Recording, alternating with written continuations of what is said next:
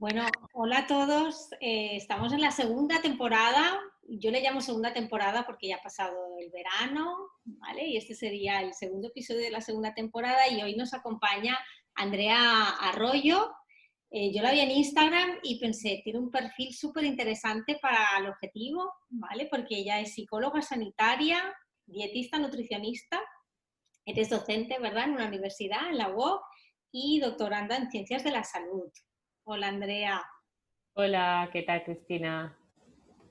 Bueno, muchas gracias por querer compartir un ratito con nosotros y ayudar pues a esta comunidad a ofrecer, bueno, el objetivo, ¿no?, que hablábamos antes, es ofrecer un espacio en el que podamos aprender unos de otros, Muchas ¿vale? gracias a ti, Cristina. Me ha parecido muy interesante tu comunidad. Gracias. Pues siempre os doy paso un poco a vosotros, que os presentéis también un poquito, cómo habéis llegado, bueno, a estudiar, bueno, como un poquito tu perfil. Explícanos un poquito. Pues mira, Cristina, yo llegué a esta especialidad estudiando como primera carrera nutrición y dietética. Cuando yo estudié, hace ya unos cuantos años, era diplomatura. Después de la diplomatura, pues hice un máster oficial porque mi intención era dedicarme a la clínica y a ver pacientes, pero al mismo tiempo también a la investigación. Entonces hice este máster oficial que con el plan académico antiguo te daba lugar a la suficiencia investigadora y al título de DEA, por aquellas, Diploma de Estudios Avanzados, y el predoctorado, dijéramos.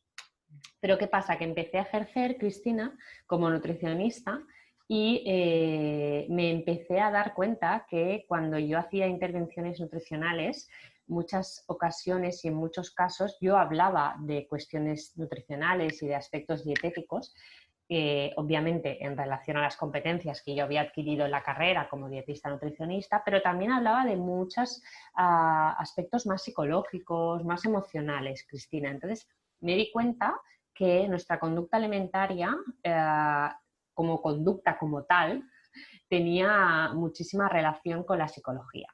Entonces, bueno, yo ya ejercía, ya seguía con mi predoctorado, porque también me gustaba la investigación, como te comentaba, y a raíz de mi experiencia, de mi corta experiencia, porque claro, obviamente tampoco hacía tanto tiempo que trabajaba, pensé, mira, soy joven, voy a estudiar la carrera de psicología porque no tengo las herramientas ni muchísimo menos las competencias suficientes como para yo ayudar a estas personas cuando ya me exponen pues, más aspectos emocionales, relacionales y demás. Lo aparqué todo, un poco, no te diría en contra de todo mi entorno, pero dijéramos que tuve poco apoyo, ¿no? Vamos a dejarlo ahí, porque yo ya había estudiado, pues eso, ¿no? Mi carrera y ya me había encarrilado hacia un camino que lo tenía que dejar todo porque no podía empezar el doctorado y seguir trabajando y empezar a desarrollarme profesionalmente y laboralmente y al mismo tiempo hacer un doctorado, era inviable. Entonces lo aparqué todo y aparqué el predoctorado y todo lo que tenía entre mis objetivos y dije, voy a estudiar psicología. Entonces, para que me interfiriera un poco menos con mi desarrollo laboral y profesional, porque yo tenía muchas ganas de ver pacientes, ¿no?, y de desarrollarme más en el ámbito del día a día y de la práctica clínica y demás, pues lo hice online. Entonces estudié en la UOC, que ahora, en la actualidad, soy profesora colaboradora. Entonces es un poco mi historia. Yo estudié psicología a distancia, no tuve lo que digo yo, la calidez del día a día, de ir a la uni, etcétera, etcétera, pero bueno, eso yo ya lo había vivido con nutrición. Y después de estudiar la carrera de psicología, bueno, tuve un gran compañero para mí que es súper importante, que fue mi hermano. Mi hermano estudió conmigo la carrera de psicología. De hecho, fue de las pocas personas que en ese momento me dijo, ¿no estás loca? ¿Qué haces estudiando una segunda carrera? Entonces, pues nada, se subió al carro conmigo y la verdad es que todavía vivíamos en casa de nuestros padres y la verdad es que nos ayudábamos mucho en ese sentido, íbamos a los exámenes juntos y bueno, para mí fue un apoyo súper importante y súper firme en la carrera de psicología. Tardé varios años en sacármela y cuando acabé la carrera de psicología pues hice el máster para ser general sanitaria. Claro, como yo ya venía de una trayectoria muy clínica y muy de ver pacientes en consulta con la nutrición, no me veía en otra especialidad en psicología que no fuera psicología muy relacionada también con la práctica clínica. Entonces, lo que es oposiciones ya lo descarté, lo de estudiar el PIR, y llegué a esta especialidad gracias a que mi primera carrera fue nutrición. Entonces ya lo que empecé a estudiar de prácticas y todos los practicums que hice y tal, ya siempre me encarrilé al ámbito de los trastornos de la conducta alimentaria, alimentación, sobrepeso, obesidad, psiconutrición, siempre todo relacionado con toda mi primera parte como profesional que ya venía arrastrando de atrás. Y la verdad es que a día de hoy creo que ha sido un acierto, me siento súper a gusto con mi trabajo, con todos los proyectos que hago. A veces me siento un poco monologuista, porque al final siempre están relacionados con el mismo ámbito, pero yo como profesional soy de las que piensa que es mejor poco y bueno que mucho y de baja calidad. Quiero decir que no se puede ser especialista en todos los ámbitos. Yo cuando a lo mejor me llega un caso de psicología perinatal o algo así, lo primero que digo es, mira, no es mi especialidad ni la va a ser, esto lo tengo claro, y prefiero estar muy especializada en un ámbito más concreto, pero realmente sentirme segura de que estoy ofreciéndole al paciente y a la persona que busca mi ayuda todos mis recursos, que me da tiempo de actualizarme, que me da tiempo de estar al día, me da tiempo de estar totalmente formada para poder comprenderlo y poder abordarlo de la mejor manera posible. Entonces soy de las que piensa que la especialidad creo que hay que limitarla muy bien en ese sentido, porque no se puede saber de todo, o por lo menos a mí no me da tiempo de formarme de todo. Porque tú ahora te Así dedicas, que digamos, a como psicóloga sanitaria, ¿no? Sería sí, sí, en la sí. especialidad Sí, de todo relacionado con lo que es la alimentación, el sobrepeso, la obesidad y sobre todo trastornos de la conducta alimentaria, porque lo que es ya desde las prácticas de la carrera que ya empecé en este ámbito. Y la verdad es que es lo que te comentaba, creo que tengo la suerte de dedicarme a algo que me gusta, que me apasiona y lo puedo compatibilizar con la docencia, ahora con la investigación y creo que es un tándem, docencia y práctica clínica, creo que es un tándem muy bueno y ahora se me suma también la investigación y creo que también pues es un poco tres procesos que se pueden dar la mano perfectamente y que al mismo tiempo se enriquecen entre ellos. Así que interesante. así es como he llegado ahora a este punto. Me has hecho pensar que he conocido dietistas, nutricionistas que muchas me han comentado, ay, me gustaría mucho estudiar psicología. Creo que hay Mm, como una, mm, es decir, las personas que deciden dedicarse al ámbito creo que hay como un interés en ayudar a las personas y lo veo como muy ligado también a la psicología. Y más de una me ha dicho, me gustaría hacer psicología, pero claro, hacer otra carrera. Es decir, que en tu mm. caso tú fuiste, bueno, lo tuviste muy claro y lo hiciste, pero es un esfuerzo importante porque es hacer dos carreras completas, ¿no? Y eso te hace bueno, te da un perfil súper interesante. Lo que te iba a preguntar, en la consulta, entonces, ¿lo ofreces tú sola o formas parte de un equipo o cómo hacéis el abordaje? Sí, actualmente trabajaba en un centro con dietistas nutricionistas y psicólogos y psicólogas y ahora con el tema del doctorado pues no me queda más remedio que independizarme porque no puedo con todo y creo que también hay que respetar tu momento vital y hay que ser un poco coherente con tus circunstancias y no puedo investigar y seguir viendo pacientes del mismo modo que hacía hasta ahora. Así que ahora me toca hacer este pequeño cambio. Pero sí que es cierto que en la línea que comentabas me escriben muchísimos estudiantes, Cristina, preguntándome esto.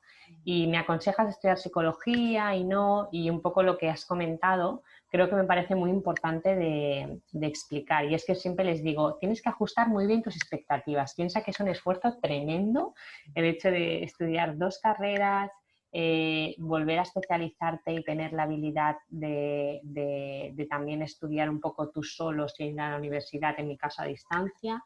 Luego también tener la obligatoriedad del máster para ser psicóloga sanitaria, que también son mínimo un año o 2 años también de estudio. Entonces, bueno, tienes que ajustar muy bien las expectativas, tenerlo muy claro. Yo sí que es cierto que era muy joven cuando acabé la carrera de nutrición, porque al ser una diplomatura, pues con 21 años ya la había acabado con los 3 años que había de plan académico. pero bueno, que aún así siempre les digo que crean mucho en ellos mismos, que tengan confianza, que si ellos creen que es su futuro y que les gusta, adelante, pero sí que les digo que tengan muy claro que también va a ser un esfuerzo muy grande y que hay que ser conscientes de ello y que como todo, pues toda decisión también implica renuncias. Claro, claro. O si no, el tema que tú comentas, que también es muy importante, la especialización, ¿no? El que Hmm, tú te has hmm, formado después como psicóloga, pero tu perfil está muy especializado en un ámbito muy sí, concreto y entonces a la hora de derivar, creo que el hmm, plan B, ¿no? El estudiar las dos carreras quizás es complicado para muchas personas, pero quizás pienso yo que la solución es tener a quién derivar, ¿no? Pues un dietista nutricionista o un psicólogo especializado en el que tú puedas derivar en un momento dado, ¿no? sí, creo que el proceso de derivación también lo tenemos que tener muy claro todos, porque creo que es importante también respetar las competencias de cada profesión en este caso, ¿no? Si es en el mío, que eres un híbrido, pero si no, pues respetar un poco hasta dónde llega tu intervención para no extralimitarte. Porque en la línea que comentábamos también de cómo trabaja el psicólogo especialista en este ámbito, yo pienso que debe tener unos recursos determinados y sobre todo se debe centrar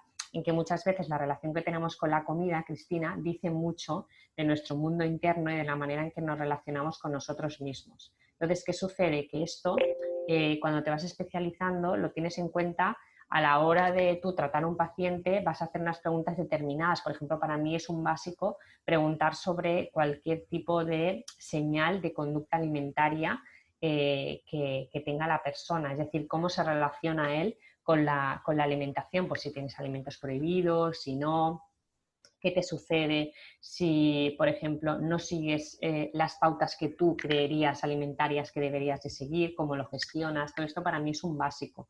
Luego, en este sentido, otro tipo de recursos que tienes que tener, aparte de los generales de habilidades terapéuticas de un psicólogo, también es interesante tener en cuenta que tienes que evaluar las áreas generales vitales que entiendo que cualquier otra especialidad también podría valorar, pues ya sea individual, de pareja, familiar, social, etcétera. Pero para mí también es muy importante poder explorar el campo o las áreas y poder evaluar, por ejemplo, de imagen corporal.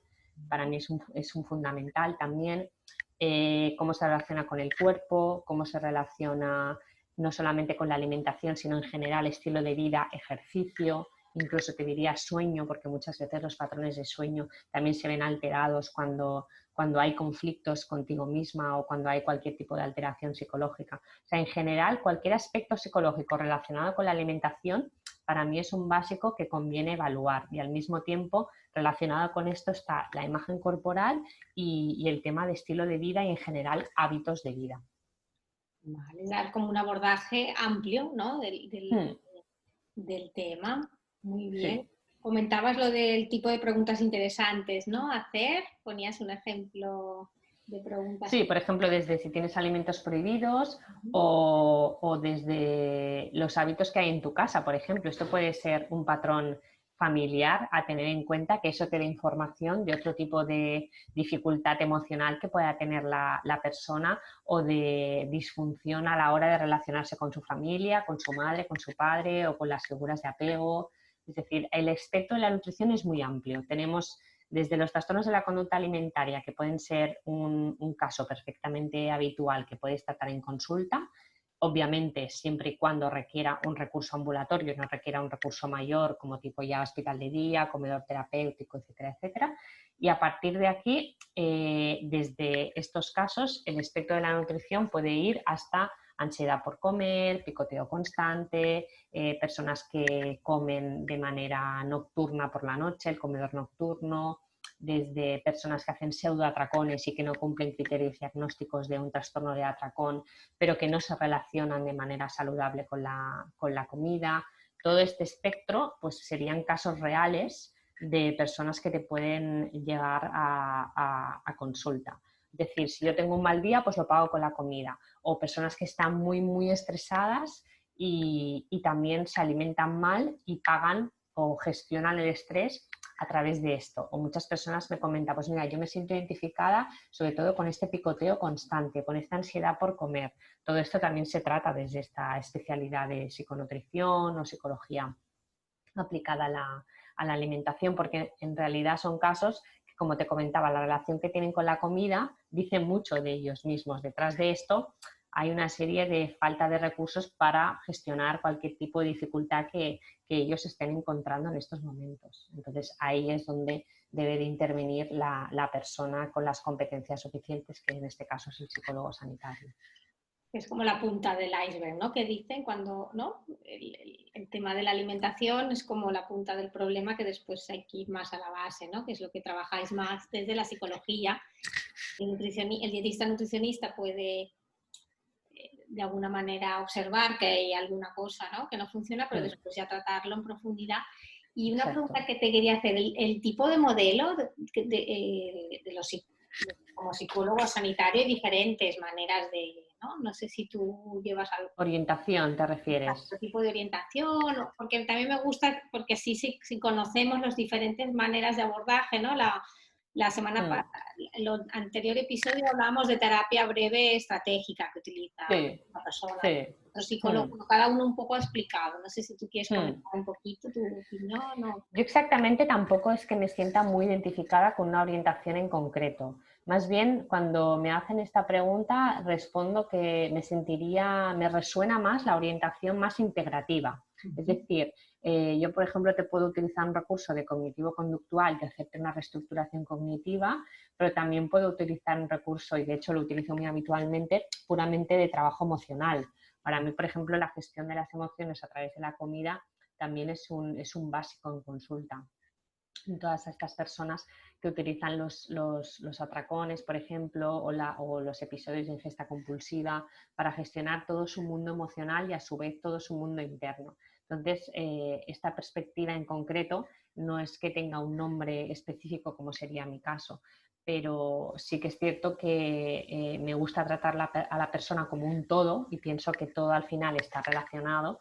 Y por eso mismo muchas veces lo que comentaba, la relación que tenemos con la comida, lo que dices tú es la punta del iceberg, pero es el reflejo de otras muchas más aspectos o muchas más dificultades más profundas, Cristina. Vale. Quiere decir que el modelo puede ser, si es integrativo, significa que puedes utilizar diferentes estrategias de distintas teorías, exacto. o puede haber un Yo psicólogo creo... que esté más definido, ¿no?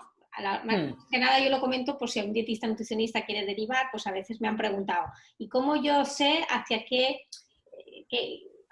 tipo de modelo le puede ir mejor a la persona? ¿No? No sé.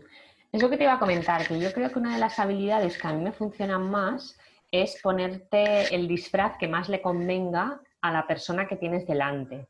Es decir, muchas veces tú tienes que incluso mimetizarte en la verbalización o en el discurso de la persona que tienes delante para que ella todavía fortalezca más la alianza terapéutica contigo.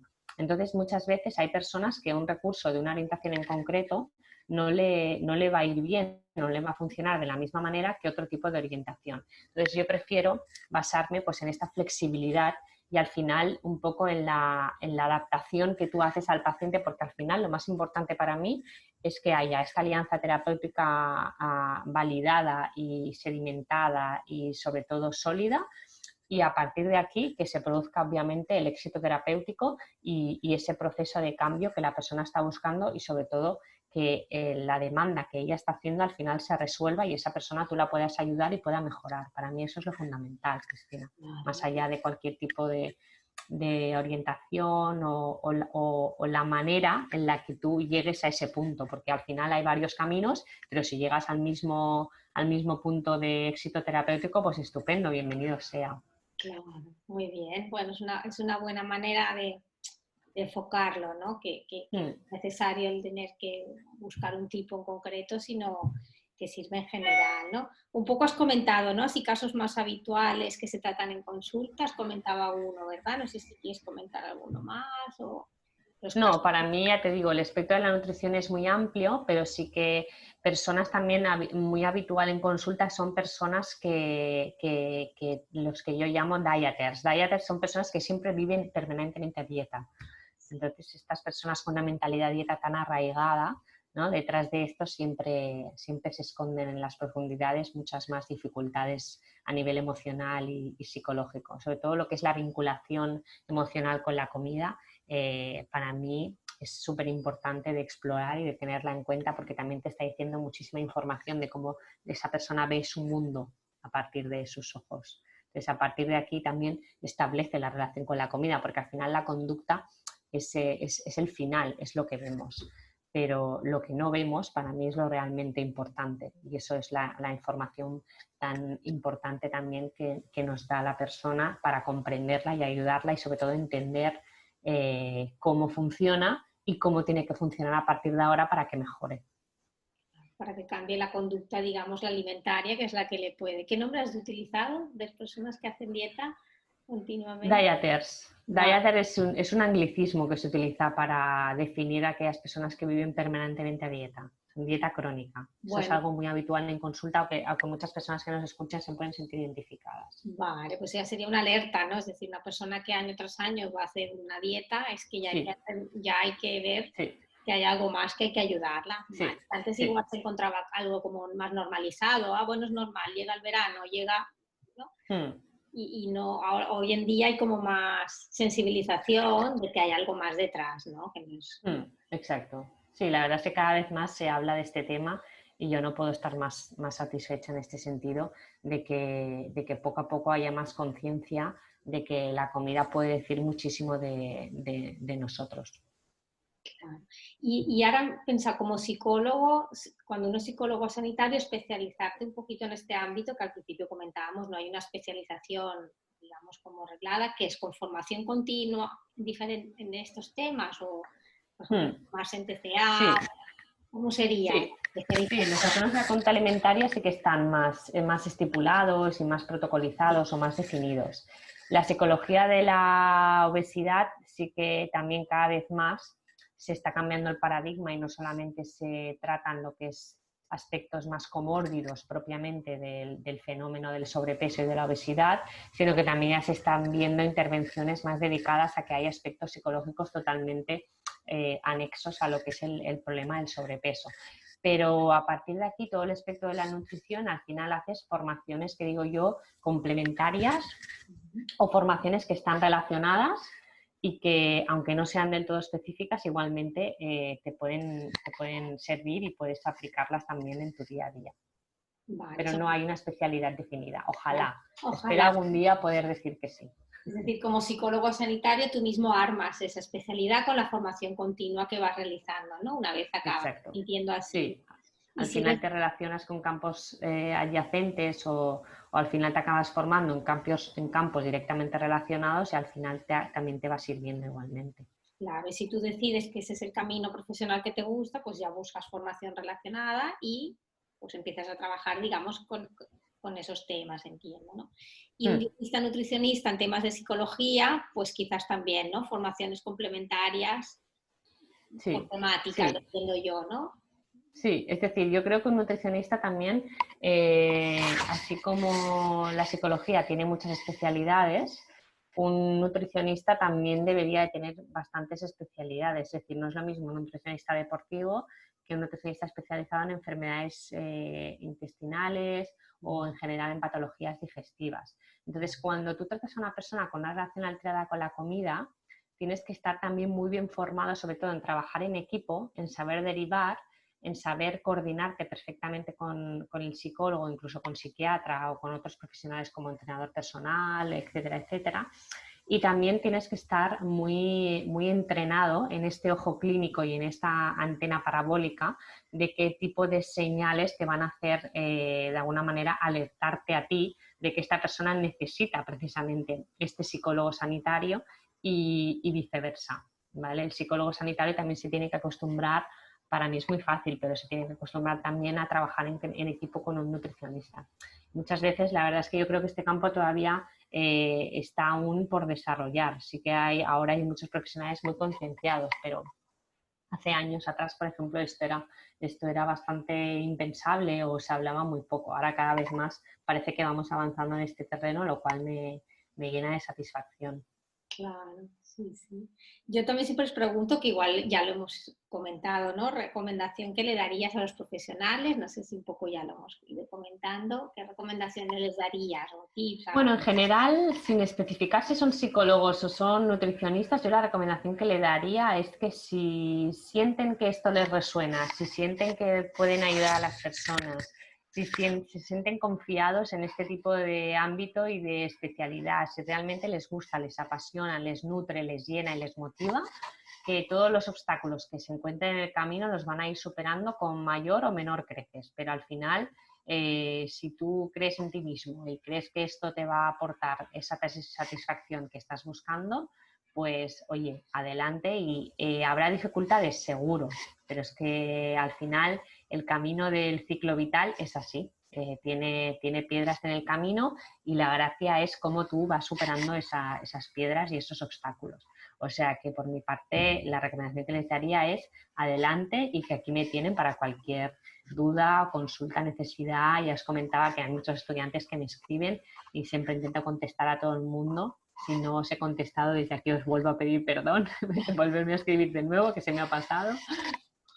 Pero sí, la recomendación que les daría yo creo que un poco es esta, ¿no? Que al final con confianza y con tesón y con un poco de, pues eso, de solidez y de consistencia y de esfuerzo, yo creo que al final se acabarán llegando donde ellos quieren llegar.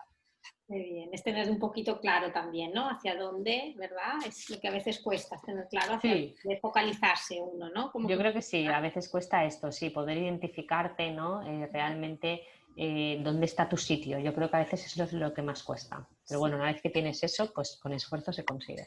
sí, sí. Bueno, tú misma has explicado que cuando decidiste estudiar psicología te decían que cómo, ¿no? Y tiraste para Sí, adelante, ¿no? Muy sí, bien. sí, sobre todo mi familia nuclear sí que me decían que no lo hiciera, que me iba a costar muchos años y tal y cual. Pero bueno, al final la toma de decisiones de uno mismo es lo que cuenta también. Yo creo que es un recurso el hecho de tomar decisiones también por ti mismo. Claro, qué bien. Bueno, tú has sabido unir muy bien, quiero decir que tus dos estudios ahora forman parte de una manera también de trabajar, porque ¿no? El modelo psiconutricional es unir estos dos Sí, profesionales, ¿no? sí. Tú en vez de una misma persona tienes las dos, ¿no? Sí, Pero sí, yo creo que al final aportas un valor por tu experiencia y por tu formación que creo que ese valor pues no deja de ser especial, la claro, verdad. claro. Es el Sí. modelo, ¿no? Un poco psiconutricional que ahora se está como poniendo más en, ¿no? Sobre Se la... podría llamar así, sí. Eso sería una manera de llamarlo. Sí, Es como unir, ¿no? La sí, psicología y la nutrición se puede unir de distintas maneras. En tu sí, caso, por eso me gustó, porque tu caso es una manera en cómo tú lo has unido. Otra manera de unirlo es con dos profesionales, otra manera es un sí, equipo. Eh, exacto. pero el tema Sí, es que, claro, las personas son dos temas que van muy unidos, ¿no? Cuando se sí, trabaja con personas, ¿verdad? sí. Luego también me gusta preguntaros que recomendéis algún libro y una película. Ah, bueno, el libro para mí por excelencia es el de mis compañeras Cristina Andrades y Griselda Herrero, que es el de psiconutrición. Este es un must, que digo yo, lo tengo ya recomendadísimo. Este es para mí el libro estrella. Ahora también han sacado un diario también relacionado. Y una película, la verdad es que una película relacionada mucho con los trastornos de la conducta alimentaria que me impactó muchísimo la primera vez que la vi fue Mi perfecta hermana, Cristina. Es una película que va sobre la protagonista. No voy a explicar mucho para dejar la intriga por si las personas que nos escuchan la quieren ver. La protagonista pues sufre trastornos de la conducta alimentaria. La verdad es que tiene imágenes y tiene escenas muy reveladoras. A mí me impactó realmente cuando la vi por primera vez y creo que es una película digna de ver. Así que te dejo esta recomendación, a ver si gusta a los oyentes. Y aborda el tema de TCA, de trastorno de conducta alimentaria, Sí, ¿no? ¿Comentas? sí. Qué Sí, interesante. sí. Vale. ¿Y también algún profesional o algún tema que crees que estaría bien tratar en este podcast? Como profesionales tengo muchísimos. Mi compi Cristina Andrades, que seguro que os atenderá encantadísima. que ya también es un análogo mío. Y como profesionales tengo muchos: Manuel Antolín, Griselda Herrero, Gemma García, Alfonso Méndez, todos mis compañeros de Comete el Mundo, Sara Tavares, que es una entrenadora personal especializada en trastornos de la conducta alimentaria, que para mí también creo que es súper interesante, que aunque esta comunidad sea de nutricionistas y psicólogos, es súper interesante también que los entrenadores estén sensibilizados con este tema, y pienso que es un profesional que no se habla mucho y sin embargo es súper importante también en un equipo multidisciplinar.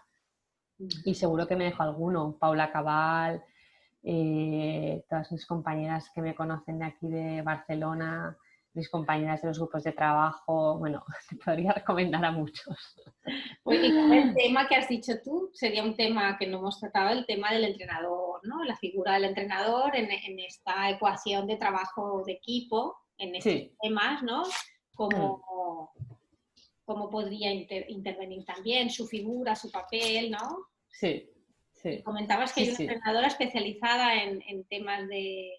Sara Tavares para mí es mi referente, aparte de mi amiga y compañera, obviamente, pero sí que lo que quisiera comentar es que es muy importante también que, así como el nutricionista tiene que estar sensibilizado y tiene que estar un poco especializado en tratar a este tipo de personas con una relación alterada con la conducta alimentaria, porque al final, alteración de la conducta alimentaria, bajo este paraguas se puede englobar todo. A partir de aquí, el espectro de la nutrición, pues es lo que hablábamos, ¿no? Desde un trastorno de la conducta alimentaria grave, que no se puede tratar a nivel ambulatorio, hasta cualquier otro tipo de caso que no llega a ser ni clínico y a lo mejor es totalmente subclínico. Pero del mismo modo, también los entrenadores personales tendrían que estar muy sensibilizados con estos casos. Es, en mi opinión, un poco la necesidad que yo veo.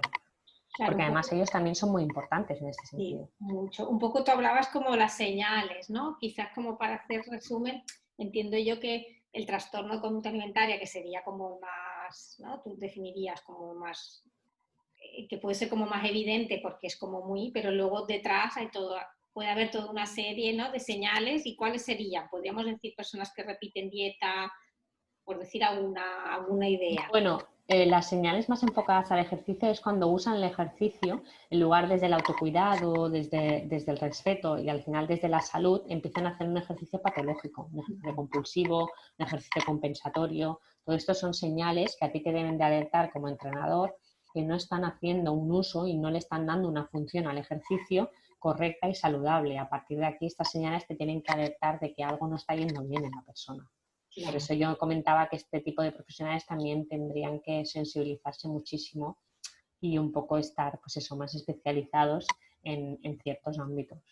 Vale, para poder interpretar, ¿no? Alguna conducta, igual que hacen los dietistas nutricionistas, que aprenden a interpretar algunas conductas o algún comentario que les puede hacer la persona que están atendiendo, y a raíz de ese comentario, si uno está atento, poder ver que detrás puede haber algún tema para ayudarles, ¿no? Exacto. Sí, sí. Interesante, muy bien. Bueno, más o menos como hacemos una media hora de, no sé si hay algún tema, alguna cosa que crees que, porque yo es que como hablaría de tanto, a mí siempre se me hace corto y me encantaría preguntar.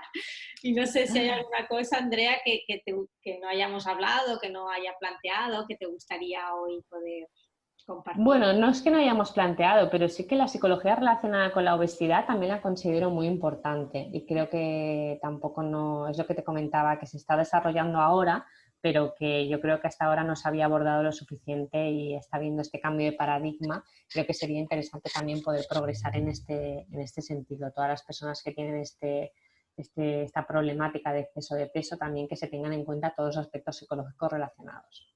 Vale. Muy bien. Bueno, tú como docente de la universidad, en la universidad como psicólogos, ¿alguna asignatura, no hay asignatura, ¿no? ¿Es una optativa o...?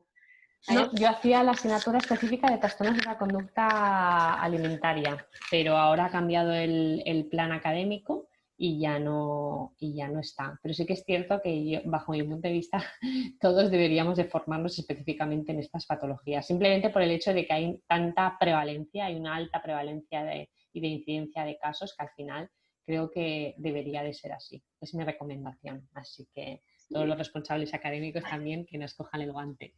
Toca poco el tema, que sí, en la carrera.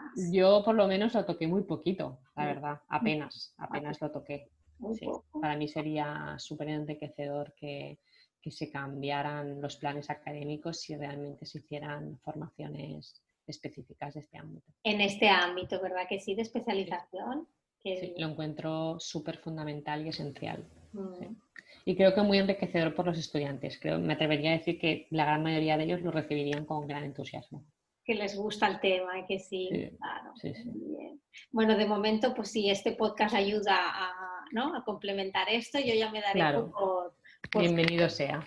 sí, me daré por súper contenta si puedo colaborar con ese granito de arena mientras no hay cambios, ¿no? Más Exacto. de planes de estudio. Pues Andrea, pues yo agradecerte de todo corazón el ratito que nos has dedicado, ¿vale?